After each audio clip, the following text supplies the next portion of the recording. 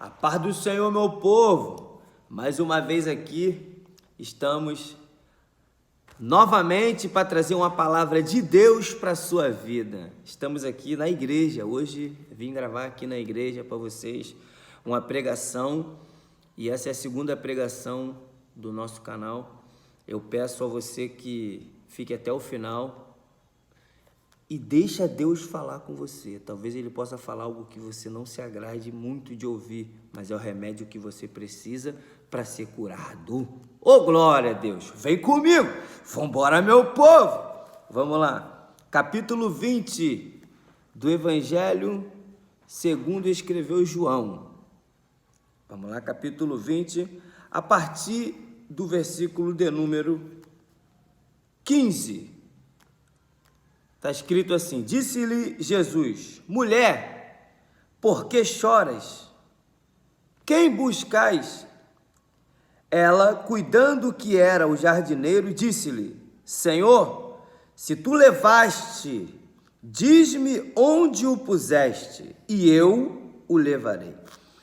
Disse-lhe Jesus: Maria. Ela, voltando-se, disse-lhe: Rabone, que quer dizer mestre. Disse-lhe Jesus: não me detenhas, porque ainda não subi para meu Pai, mas vai para meus irmãos e dize-lhes que eu subo para meu Pai e vosso Pai, meu Deus e vosso Deus. Maria Madalena foi e anunciou aos discípulos que vira o Senhor e que ele lhe dissera estas coisas. A palavra escolhida de Deus para a nossa vida hoje está baseada nesse texto. A ressurreição de Cristo, o encontro de Maria com Cristo, a mensagem que Maria leva aos discípulos diante daquilo que estava aos olhos dela, aquilo que ela viu, aquilo que ela contemplou. Então, vamos embora. Para quem não me conhece, está a primeira vez vendo essa mensagem, me chamo Pastor Danilo, pastor presidente do Ministério Fogo no Altar, aqui em Nova Iguaçu, Rio de Janeiro.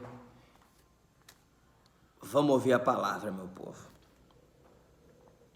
Meus irmãos amados e queridos, diz-nos o texto que Jesus, ele caminha aproximadamente 3 anos e meio com seus discípulos, e sempre ele veio preparando seus discípulos para o dia em que ele fosse levado ao madeiro como ovelha muda, sacrificado para perdão dos pecados. E Jesus, em algumas vezes, ele dá sinais de como seria a sua morte. Uma certa feita ele chega no templo e as pessoas querem o matar. Aí Jesus, ele se posiciona e ele fala: destruam este templo e eu o restituirei, o reconstruirei em 3 dias. Ele estava falando dele mesmo, ele estava falando do seu próprio corpo, ele estava falando que aqueles homens, se tentam o destruir, iam fazer aquilo em vão, porque depois de 3 dias ele iria ressuscitar. Só que os homens não estavam dentro da mesma nuvem, eles não estavam ligados, e eles estavam pensando: ele falou isso aí, que se a gente destruir esse templo, ele vai reconstruir em 3 dias, sendo os homens que vieram construir, levaram praticamente, aproximadamente 50 anos para conseguir construir isso aqui. Não tem como ele fazer isso. Só que eles não estavam entendendo que Cristo estava falando do próprio corpo dele mesmo. E outra questão, eles vão pedir um sinal. Dai-nos um sinal. Aí Jesus, ele fala: o sinal não será dado, a não ser o sinal do profeta Jonas, que em 3 dias ficou no ventre da baleia. Ele está falando dele mesmo. Ele está falando que ele iria morrer, mas em 3 dias ele iria ressuscitar. E com seus discípulos também, em particular, ele deu muitos ensinamentos falando acerca de como seria ele crucificado e que aquilo era importante acontecer, porque aquele era o propósito divino. E ele tentava sempre tranquilizar os discípulos, dizendo: quando isso vier a acontecer, vocês descansam, fica tranquilo, porque parece que Deus perdeu o controle, mas ele não perdeu o controle. Tem coisas ruins na nossa vida que acontecem, que na nossa mente a gente pensa: Deus perdeu o controle, mas é justamente nessas coisas ruins que acontecem é que Deus está tomando o controle da situação. Quem é que aceita perder? Ninguém aceita perder. Todo mundo acha ruim perder, mas às vezes perder faz parte do propósito. Faz parte do propósito. O que Deus falou para Ezequiel? Deus falou: vou tirar o desejo dos teus olhos e não quero que você tire a luto. É ruim? É ruim, mas fazia parte do plano de Deus.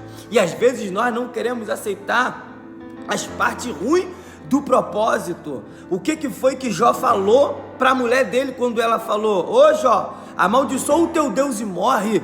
Ele disse para ela: aceitaste o bem de Deus com prazer e agora o mal não queres tu aceitar? O bem para nós faz parte do propósito. O mal, quando vem de Deus, também faz parte do propósito. Às vezes Deus entra por vias que faz a gente pensar: Deus está sendo ruim comigo, Deus está acabando com a minha vida, eu acho que Deus perdeu o controle. Deus está dizendo: não perdi o controle de nada. Essa fase ruim também faz parte do meu propósito. E se você começar a tentar dar jeitinho para isso daí, essa fase passar mais rápido, você vai se atrapalhar todo. Então, os discípulos não conseguiam entender aquilo que Cristo estava anunciando, que ele iria ser levado uma certa feita. Para não ficar só nas minhas palavras, Jesus está compartilhando com os discípulos e falando acerca desse acontecimento.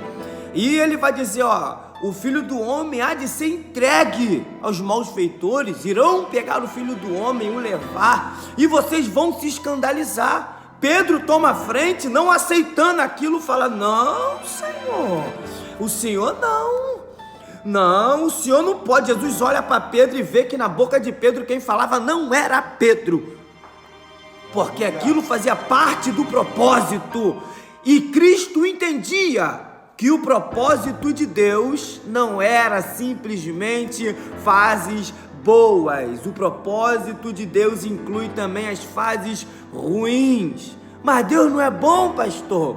Deus é bom, mas o propósito às vezes inclui fases ruins.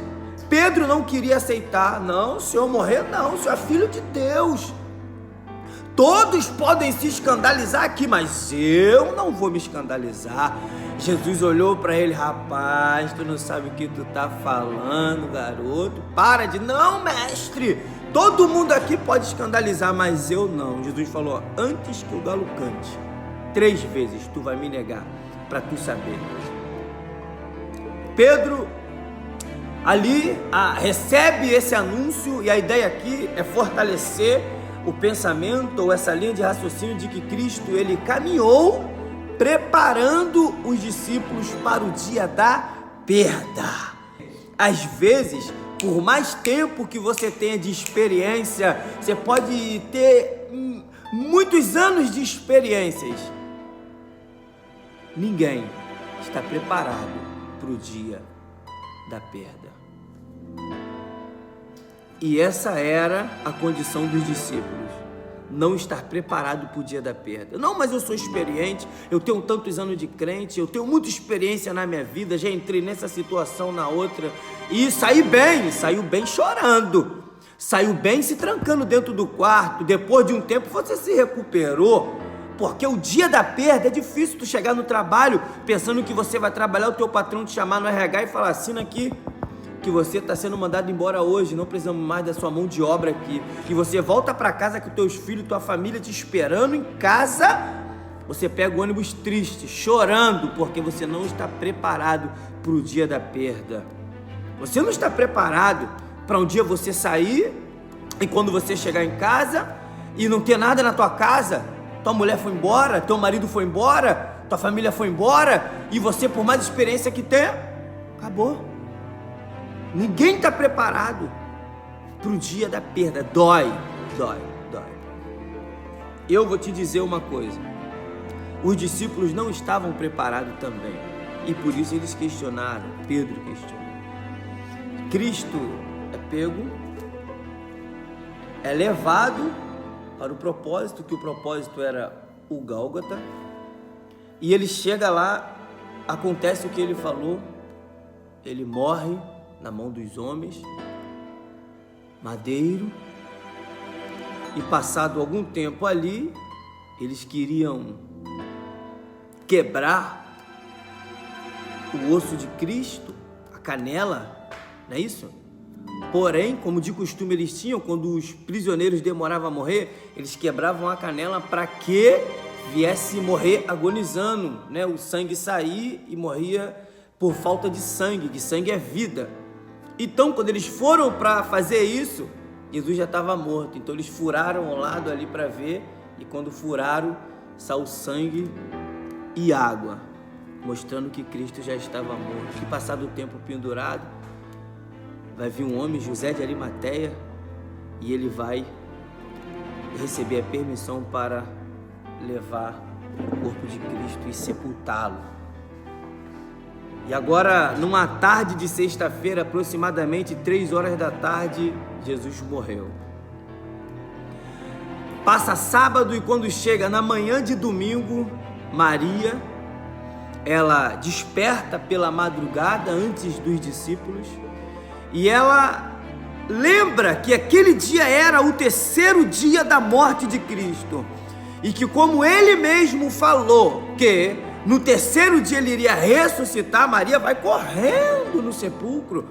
E ela vai correndo porque a intenção dela é chegar lá e ver o que tinha acontecido, encontrar com Cristo. E quando ela chega, vai correndo até o sepulcro ansiosamente. E quando ela chega lá, ela encontra a pedra removida. Ela olha para o lado de dentro do túmulo, ela não consegue ver absolutamente nada a não ser um lençol branco dobrado em cima do túmulo aonde Cristo morreu, ou estava sepultado. E ela começa a se desesperar, e ela vai correndo de volta, ela corre. Ela vai de encontro a Pedro e João, porque eram os discípulos que estavam sempre próximos de Cristo.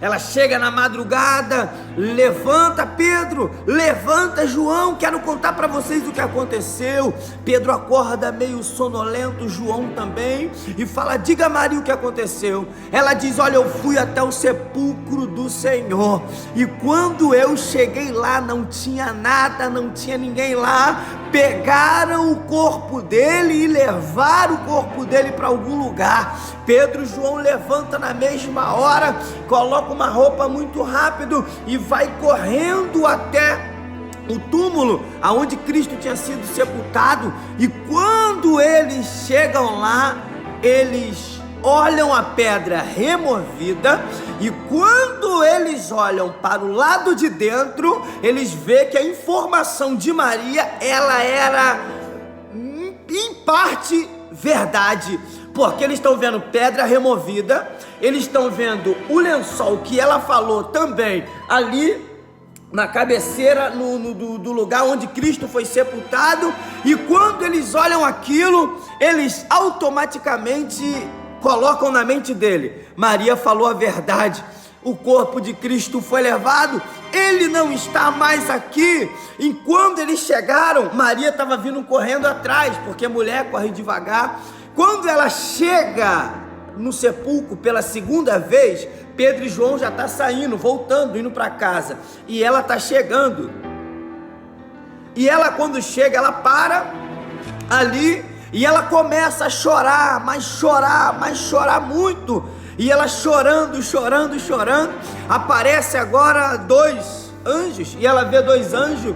Ela cuida que seja o jardineiro cuidando dali daquele local, e aqueles homens, ela fala com aqueles homens, ele olha para ela e vê ela chorando, desesperada, e eles olhando para ela. Daqui um pouco aparece uma terceira pessoa, que é a pessoa de Cristo ali.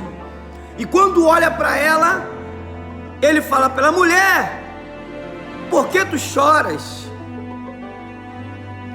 Ela olha para aquele homem que falou com ela, que aqui é o próprio Cristo, e ela diz assim para ele: olha, se foi você que pegou o corpo do meu Senhor, me diga onde é que você colocou, para que eu possa ir buscar. Ela está falando com o próprio Cristo, mas ela não o reconheceu.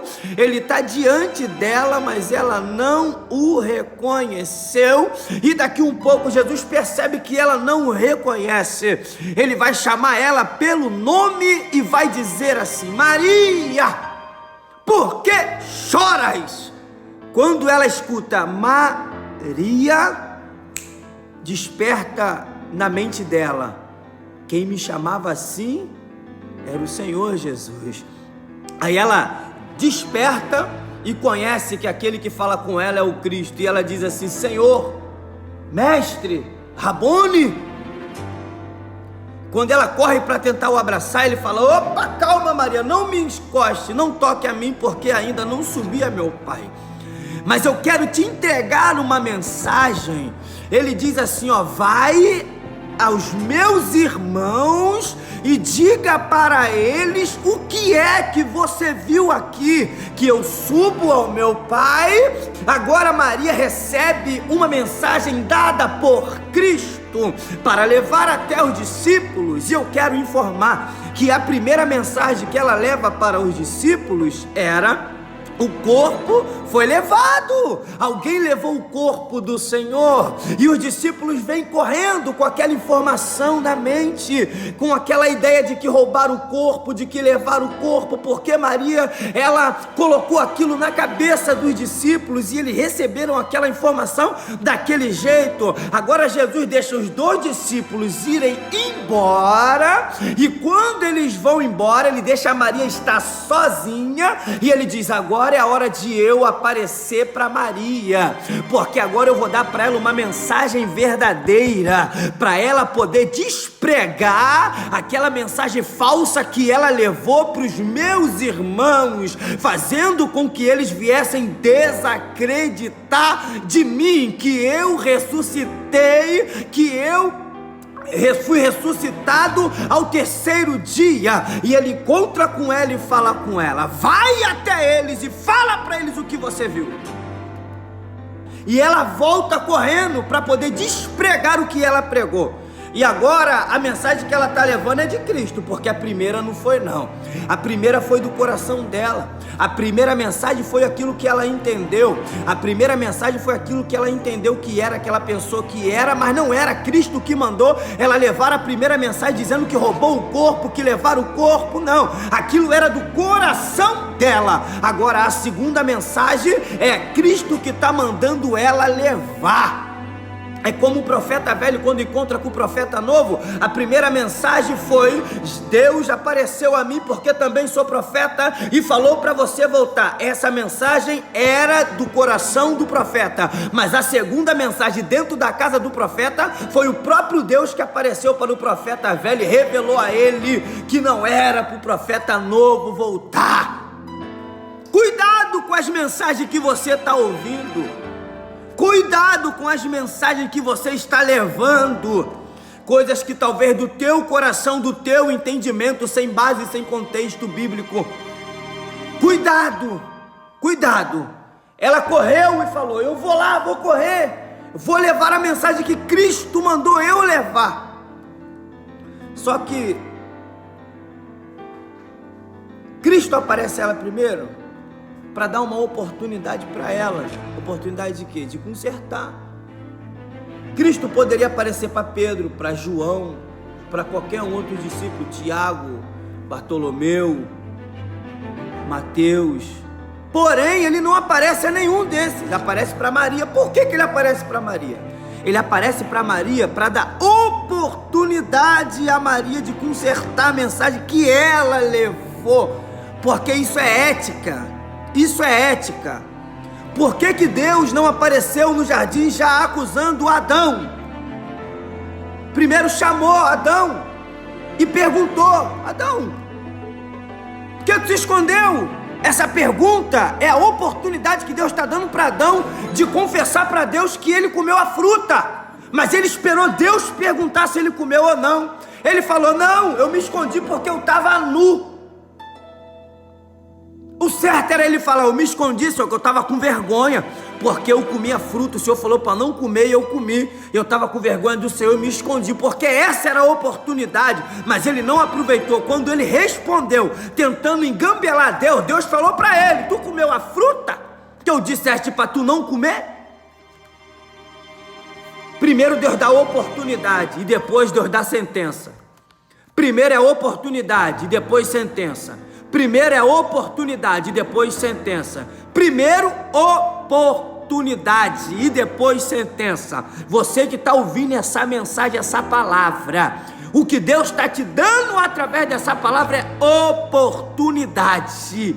Se tu não ouve a palavra do Senhor, será que depois dessa oportunidade o que vem não é uma sentença?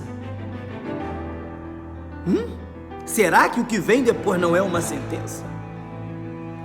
Cabe a você entender e aceitar o propósito de Deus para você. Olha uma mentira pregada e depois despregada. Olha só, ela levou a mentira, aí Cristo aparece e manda ela levar a verdade. Agora ela leva a verdade, só que a mentira já foi na frente. Quando ela falar a verdade, ninguém acredita, já está todo mundo desviado. Quem vai acreditar? A mentira já está espalhada. Já espalhou uma mentira por aí, depois vem tentando acertar tudo, falando a verdade. Você vai conseguir consertar a metade. E para consertar tudo, vai requerer o quê? Tempo. Tempo. Entendeu? A mentira dela fez 2 discípulos seguir embora no caminho de Emaús. A mentira dela fez Pedro, João, Tiago voltar a pescar, entrar dentro do barco e voltar a pescar de novo. A mentira dela só fortaleceu o pensamento de Tomé, que já não acreditava.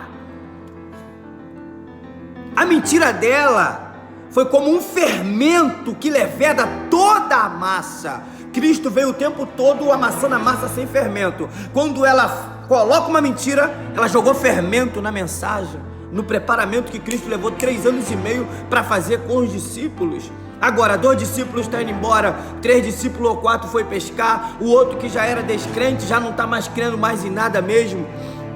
Foi só uma oportunidade para ele fazer o que já estava no coração dele. Agora, pastor, se Jesus deu a oportunidade para ela consertar, por que então que a mensagem verdadeira que estava na boca dela não conseguiu fazer que os discípulos viessem acreditar que Cristo tinha ressuscitado? Sim, porque uma vez a oportunidade dada a ela, não significa que ela vai conseguir fazer a mentira se tornar verdade. Mas Cristo, o que ele quer ver é o posicionamento dela. Se ela vai aceitar e no mesmo lugar que ela mentiu, falar a verdade agora. Ela se enganou na mensagem e agora ela está indo certa. Mas o que Cristo, ele não quer saber do resultado, se os discípulos vão acreditar ou não. O negócio aqui não é discípulo, o negócio aqui é ela. Eu quero saber se você vai aceitar a oportunidade que eu estou te dando. Ah, mas se ninguém acreditar, já viu? Você está aí. Já desviou 1 vez, 2, 3 e Cristo está te dando uma oportunidade. Aí você está querendo pensar no resultado. Mas se eu aceitar Jesus, será que as pessoas vão acreditar em mim? Não importa se vão acreditar ou não. O negócio de Cristo não é com quem vai acreditar. O negócio com Cristo é contigo. É com você. É com você. Mas minha mãe não vai acreditar, meu pai não vai acreditar, os vizinhos não vão acreditar, os moradores do bairro não vão acreditar. O negócio é contigo. É com você. Jesus não está te perguntando se alguém vai acreditar. O que ele quer é só que você levanta a mão. E eles acreditar ou não, como eu já falei, é questão de tempo. É o tempo que vai fazer eles acreditar ou não em você, com o seu comportamento. Então, ela foi lá, falou a verdade, mas ninguém acreditou. 2 discípulos foram embora, 4 ou 5 foi pescar.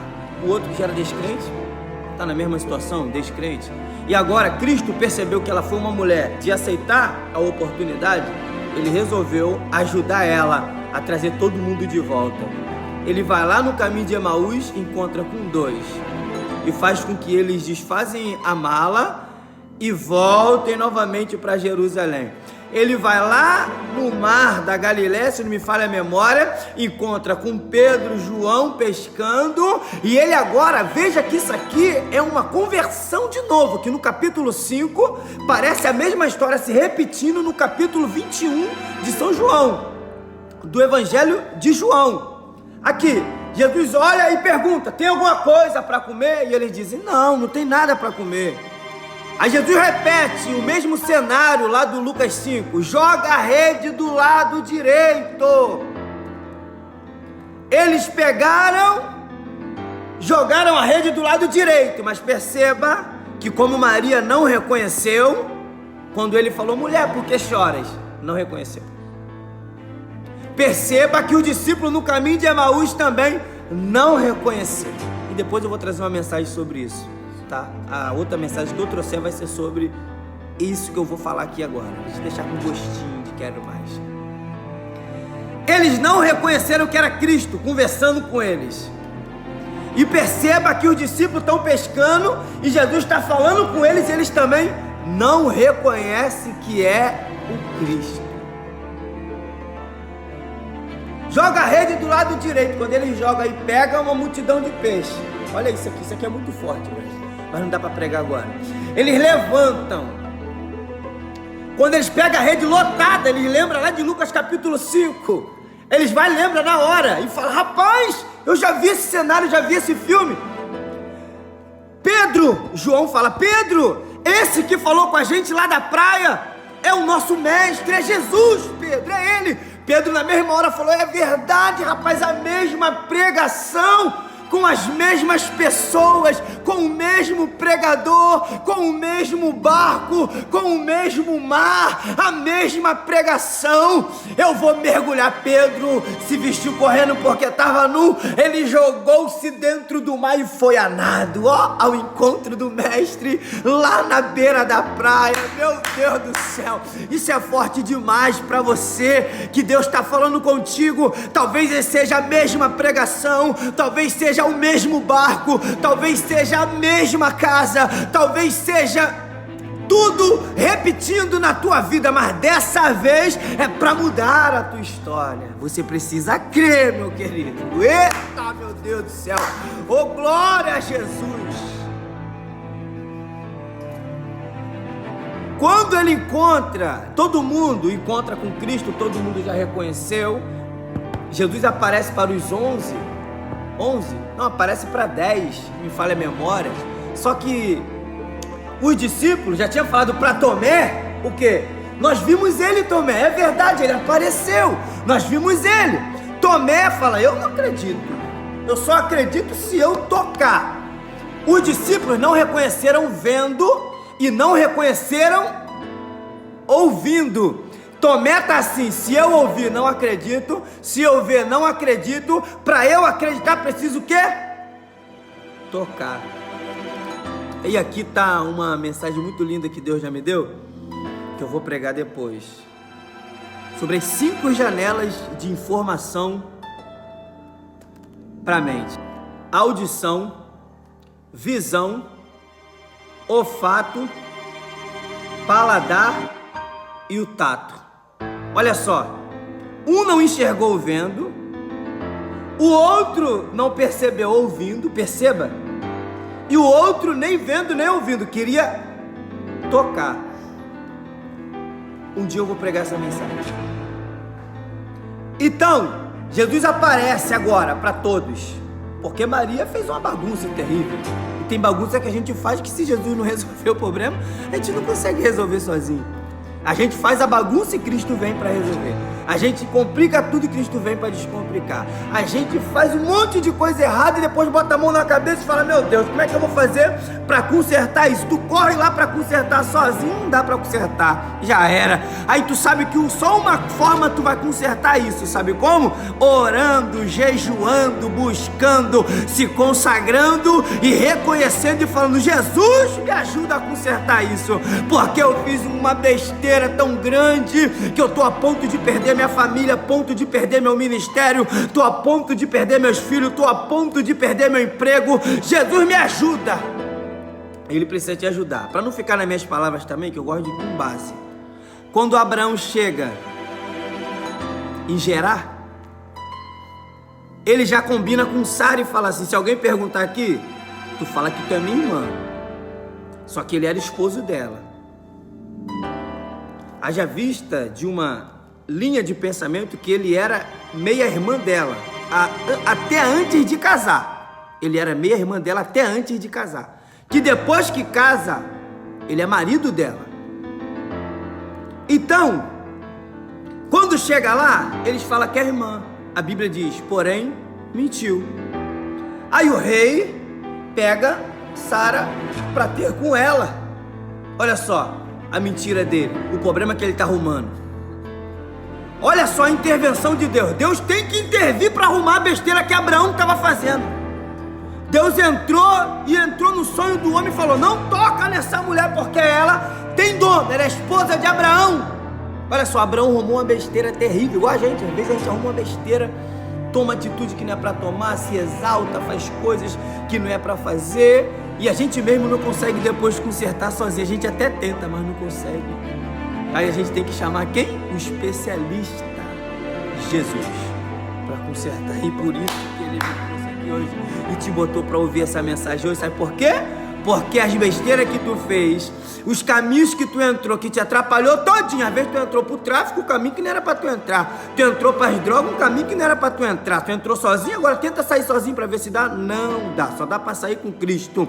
Você fez um monte de coisas, traiu tua esposa agora arrumou tudo, quer ir embora de casa, e tu já pediu perdão, mas ela não aceita, e tu quer ela de volta, e tu falou: rapaz, já fiz tudo, ela não volta. Agora tu tem que chamar Jesus pra resolver contigo, filho. Dobrar o teu joelho e orar: tô jogando meu ministério fora, Jesus confiou em mim, eu tô fazendo um monte de coisa errada, já me consertei, mas parece que Deus não quer renovar a aliança comigo. Chama Jesus para te ajudar.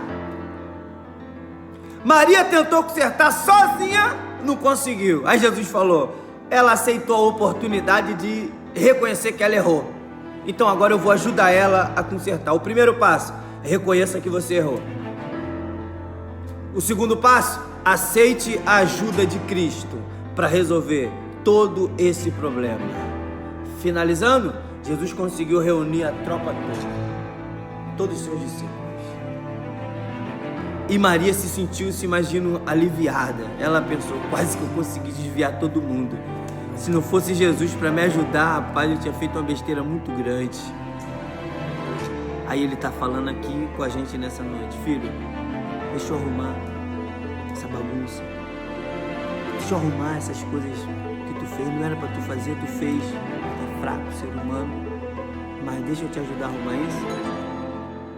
Se tu deixar eu te ajudar a arrumar, tudo vai dar certo.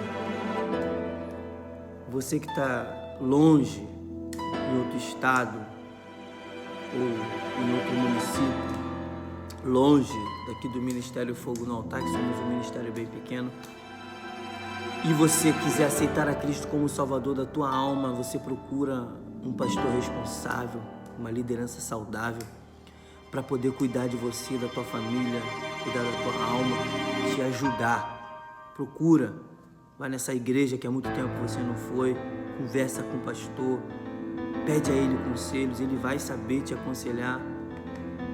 E você vai ter a tua família restaurada, você vai ter teu ministério restaurado, vai ter um processo, sim, mas deixa o pastor ser boca de Deus para te ajudar. Deixa Cristo te ajudar. Amém? Fica com essa palavra. É oportunidade para Cristo te ajudar. Aceite a oportunidade para Cristo te ajudar. Fica com Deus. A paz do Senhor Jesus.